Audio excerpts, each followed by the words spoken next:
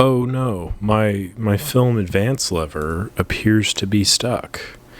Let me just quickly jump on Google and see if I can find a way to fix it.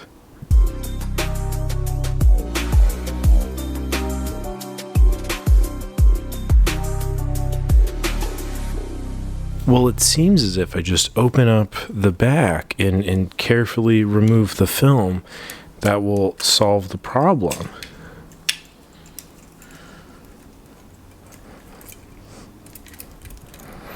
I fixed it. Alright, what is up? Welcome back to another video.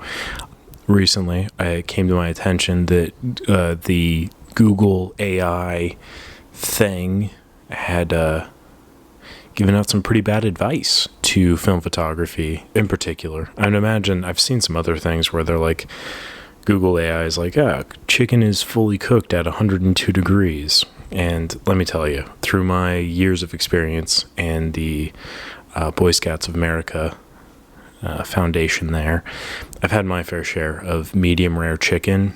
I don't recommend it. It's not good. The pink in the middle does not mean extra flavor. But yeah, the Google advice thing, it is not great. AI, or the whole basis of that, machine learning, is all kind of based upon input and information input. And so they're compiling a lot of consistencies in data and throwing it out there and trying to, curate it to some degree. And I think, the technology is there. The idea is sound, but overall I think that there's a lot more nuance to things than just this is the solution, and maybe at some point we'll reach that. But yeah, for instance, the film camera advice, it's generic, to be honest, because there's a number of reasons why your film camera is not advancing properly. For instance, in the video, the guy is shooting, it looks like a Nikon FE.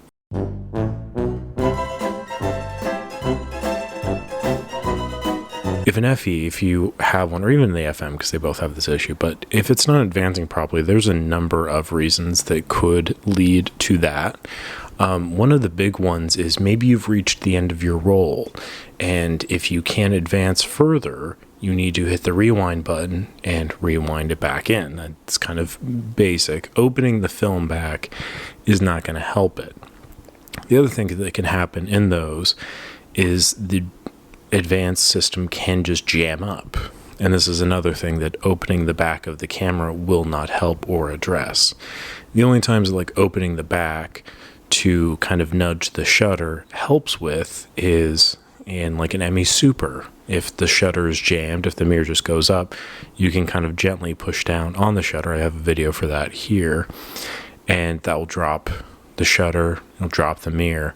But then that leads to the other issue, which is the infinite wind. So you're really just solving that immediate problem of my shutter's jammed, but that is the precursor to a different issue. Or in other instances with a Spotmatic, or the Mamiya C-Cores or K1000s or something like that. Any of the cloth shutters, AE1s as well, have the same thing where the curtain's not traveling all the way. Open up the back, kind of gently tug on the curtain, you can get it to cycle properly, but that means that the shutter's dry. It needs to be relubricated, it needs to be retimed. So again, one, not something that you want to do when you have film in there, because you will expose all of the film. And two, even if you were to get it to work again, there's obviously more underlying issues. Now, I think overall, it's interesting to see Google's approach to this and saying hey, here's solutions to film camera shooters specifically, because I think obviously the past 4 years have been a huge resurgence in film photography and the popularity thereof. The idea behind it is more, even though this technology is kind of out of date, we can still have solutions for it. So I think it's showing kind of a more range of solutions and troubleshooting options, while also appealing to a very large audience of resurgent film enjoyers, film photographers.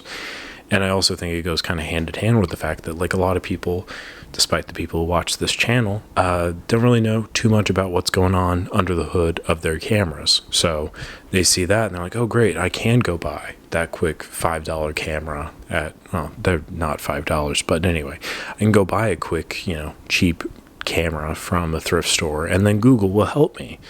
And maybe that's just me being cynical, but still, that's kind of the thought process there when I was watching that.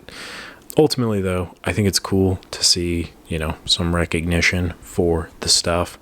That being said, as I am a creative person, and then also with the repair stuff, it is a little bit troubling that AI seems to be encroaching upon both of my preferred avenues of income. So that's cool. Where does this stand? Cool to see from Google. Obviously, there needs to be a lot more work done to it, and there's really no, one size fits all solution for how to fix your camera if the advance lever is jammed. Any number of things. If it's an AE1, you could have one of the little fasteners for the dust blocker that could come loose into the advance column. If it's an ME Super, it could be that the shutter's jammed up. If it's a Nikon FE or FM, it could be that the advance system is locked, in which case you need to remove the bottom. If it's an OM1 or OM2 or OM3, OM4, whatever, it could be that floating gear, the spring that sits underneath it's not completely operational. Maybe it needs to just be resprung, maybe it needs to be rewound, maybe it needs to be replaced. You don't know. And those are just a few examples, all of which are completely different from other things. If it's any of the electronic cameras, an A1, A1 program, the shutter's jammed or the advance lever's jammed.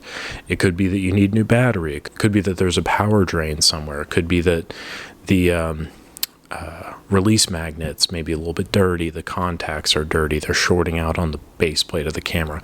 Like, there's just so many different answers to that question.